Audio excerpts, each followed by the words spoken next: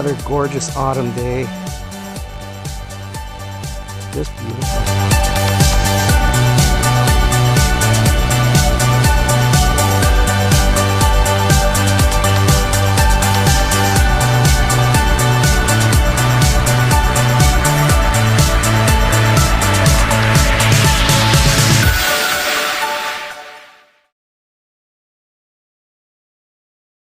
I want to welcome everybody. It's been a couple of years, well, more than a couple, since I've done a video, and I wanted to demonstrate today. I prefer being out doing the detecting, and I've been doing that. I just found that video recording and editing is very time consuming, but I kind of wanted to return to that because I've always felt that this input, this ability to provide feedback, is a really important part of the feedback loop that helps manufacturers understand some of the frustrations, some of the issues that detectorists face when we're out there with the equipment. But in particular, I thought that this demonstration would be useful in light of recent discussion, conversation, chatter, if you will, happening in social media. Part of it conveyed by a video by Metal Detecting NYC, Meryl, who I thought brought up some really valid questions.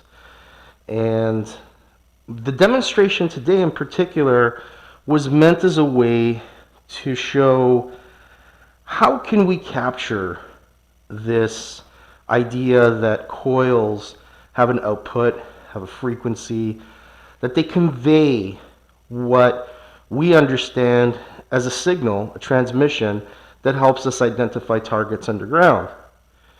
And you know, one of the things that I thought Meryl did that was effective was to refer to Minelab's source material, literally from the instruction manual, from the specifications. We were able to see the things like dBm and wattage and FCC mandates restrict and require manufacturers to observe those FCC limits. And with the help of a Trifield meter today, what I wanted to do is I wanted to give a visual demonstration of the kind of output that we would see using the electromagnetic function and measuring tool that the Trifield meter provides. And I'm just going to hopefully see if this light helps a bit. But before we get into that, what brought this on really was this marketing claim that Minelab was using, saying that they had now 50% more power going to the coil. And I thought this particular snippet from Metal Detecting NYC would be a good way to start, you know, this demonstration so that you understood the purpose of what this demonstration was trying to do today. It's 50% more power. That's 50% more power, that's not 50% more depth. Probably So, what the gentleman tells us, I believe his name is Mark, is that the 50% more power doesn't necessarily translate to 50% more depth. And what I'm going to use today is I'm going to use a CTX 3030, an AT Pro, an Equinox 800, and the Garrett ATX to sort of go through each one and show a visualization of that output coming from the coil. And of course, you'll notice that the coils will all vary in size. The CTX coil that I'm using is a 17-inch, and I'm gonna just, before I turn this on, I just want to explain that the Trifield meter, and I'm sure that there are going to be limitations with your viewing ability, so I'm going to put a graphic up that'll show you exactly what I'm seeing, and with, you know, with a little bit better ability to read. But the levels here that we see We have a needle indicator, and then we have the first level, which is measured from 0 to 100 milligauss. The second level, which is measured from 0 to 3 milligauss. And then the third level is a radio frequency and microwave. For the purpose of today's demonstration, I'm going to focus on the electromagnetic measuring mode from 0 to 3. And the reason for that is because the 3 is about as close to the 1 watt that we should see being conveyed, or that we should see being transmitted, if you will. And that will be the middle one. So I'm going to try my best to put this on screen, and I'm going to try to go around the coil, because of course there's usually at least 2 wires running through the coil, one for transmitting, one for receiving.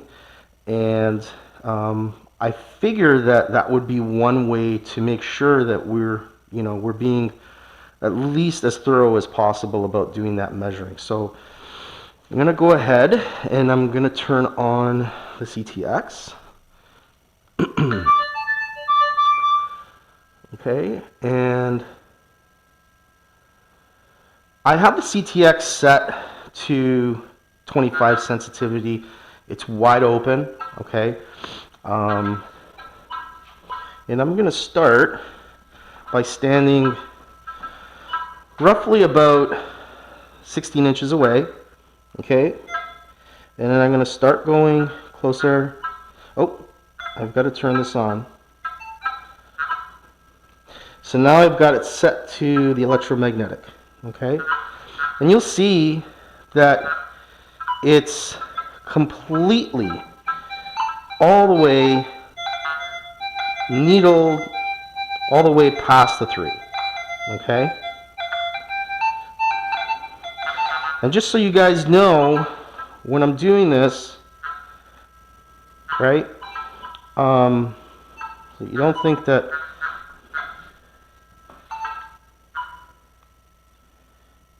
wow, that is a very powerful signal.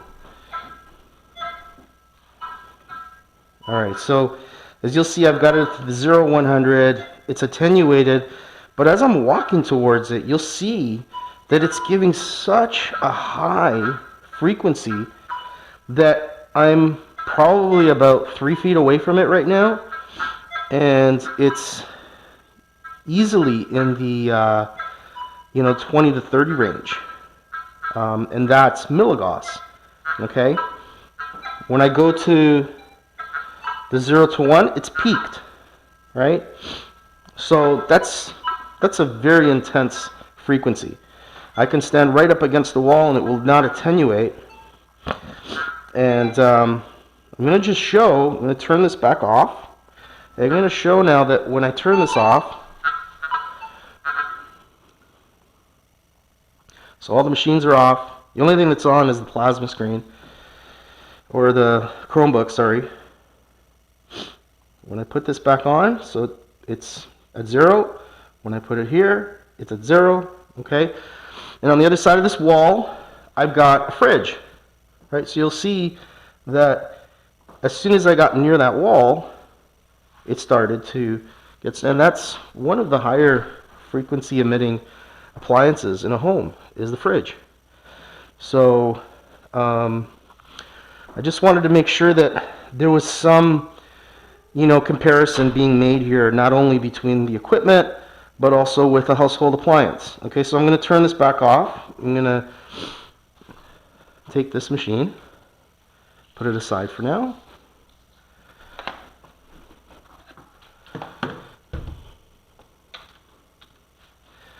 So, I mean, the larger coil could be a huge factor there, right? We have to acknowledge that that might be a big part of it. We're going to now turn the Knox on.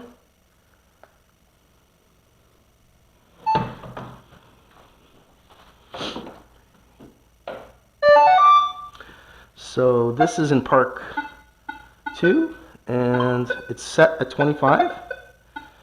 Okay. So that's the max sensitivity.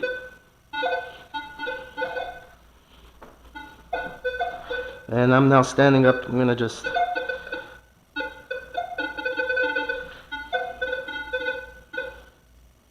Alright, so that's settled down a bit.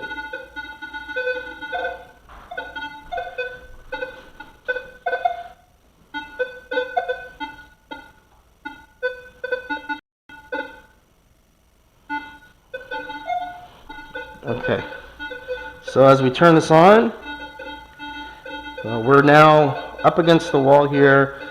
We're at the 0 to 100, but we're going up and up and up and up, and it's peaked. Okay, so I mean, if I went to the 0 to 3, it would have peaked all the way at the back. So for the factory coil, that's pretty impressive. Okay, we're now at about the 12-inch, and we're at already 100 Milligaus. Okay, I mean, if we're gonna go all the way in, all we would do is just be peaking the meter. Okay, so that is a very strong signal, and this is coming from the Equinox 800.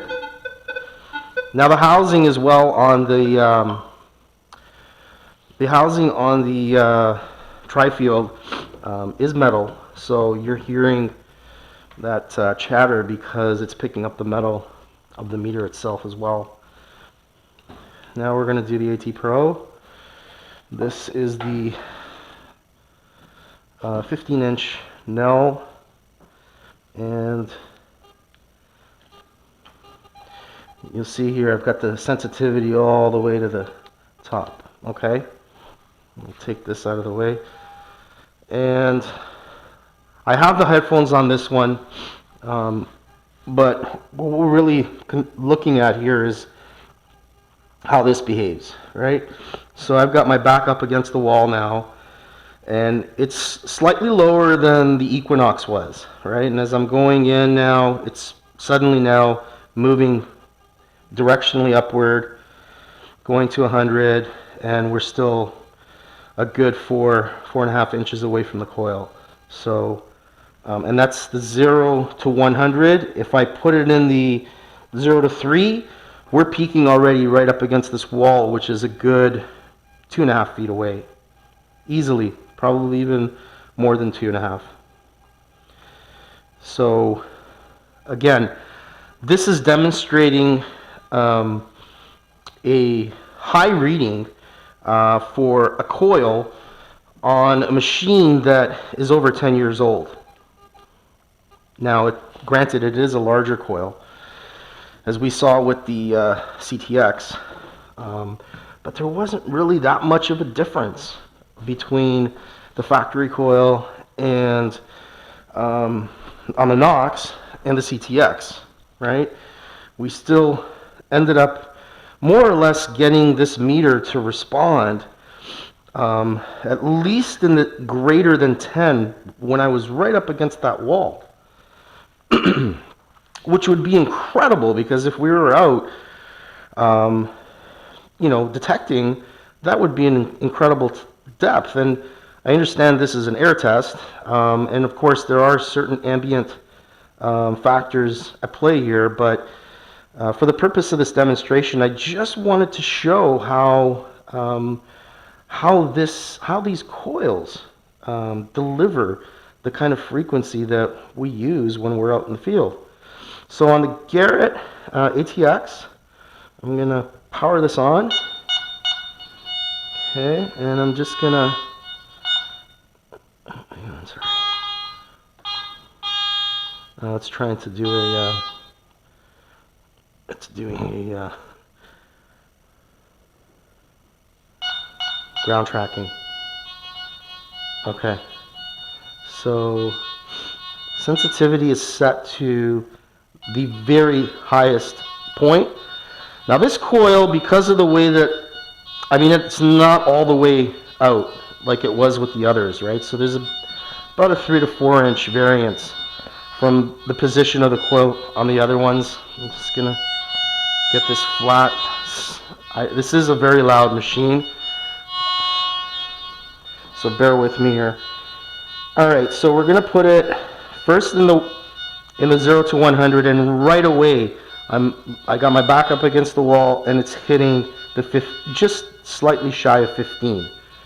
That is slightly stronger than the AT Pro, the Knox, but I believe the CTX performed very similar. Okay, and this is not the largest coil on the ATX. Okay, so as I'm going closer, I'm now about 18 inches away. I'm at the 50 Milligaus threshold. I'm at 100, and I still got a good foot and a bit, a good 12, 13 inches. Okay, so there's no sense in peaking the meter. This thing is just gonna get annoyingly loud. And if I were to put it on 0 to 3, it's peaking again right up against the wall. Right, so as a pulse machine, this is kind of the frequency response you want to see. This is what you'd expect to see from a pulse in terms of the transmission and some of the incredible depth that I've been able to accomplish with this machine. And I guess to conclude, I want to indicate that today's demonstration was really just a way to show a visualization, if you will. I prefer the Trifield analog. I found that there were some inconsistencies with the digital. This is really an effective piece of equipment. Some of the concerns that that have been raised in other discussions regarding the radiation that's emitted, I think as a manufacturer, they need to be mindful that a lot of us are out with these machines for hours, and there is that possibility that depending on our uses, application, that limit is just a way for them to make sure that that things do not become harmful to human health. I don't want to get into that, but I think shows like Better Call Saul did a real disservice to people that suffer from sensitivity. I bought this Trifield meter to actually help survey for a great deal of time because I've done some research in the area and the links to human health. And they are very real. Each one of us, has a different tolerance for it. So when we look at, some of the things that are being spoken about or some of the ideas that are being used for marketing equipment, this, I hope, will be also a useful way for people to understand, okay, well, are we seeing a real huge depth change? And I personally would prefer, as a customer of Minelab, that Minelab just sticks to doing what's important, which is living up to their basic claim, which is a land and water capable machine.